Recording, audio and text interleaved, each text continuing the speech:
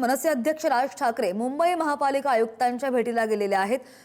पहिल्या महिला आयुक्त अश्विनी भिडेंची भेट घेऊन त्यांनी शुभेच्छाही दिल्या। आणि याच भेटीची हे दृश्य आपण पाहतोय। राज ठाकरे मनसे अध्यक्ष राज ठाकरे यांनी मुंबई महापालिका आयुक्तांची भेट घेतली आणि याच भेटीची दृश्य आपण सध्या स्क्रीनवर पाहतोय। या संदर्भात आणखी जाणून घेऊया आमचे प्रतिनिधी श्रेयस सावंत आपल्या सोबत आहेत। श्रेयस, शुभेच्छा दिल्याचा फोटो आपण प्रेक्षकांना दाखवतोय।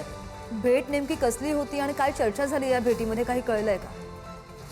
खरं तर आपण बघू शकतो तर महापालिका निवडणुकीनंतर आणि मनसेचे 7 नगरसेवक निवडल्यानंतर आज बहुधा पहिल्यांदा महापालिकेत मनसाध्यक्ष राज ठाकरे आले, अश्विनी भिडे यांची भेट घेण्यासाठी आलेत। खरं तर भेटी मागचं कारण हे फक्त मुंबईमध्ये होणारी कामं आणि मुंबईमध्ये झालेली कामं आणि होऊ शकलेली कामं याबद्दल चर्चा ही मोठ्या प्रमाणात होणार आहे।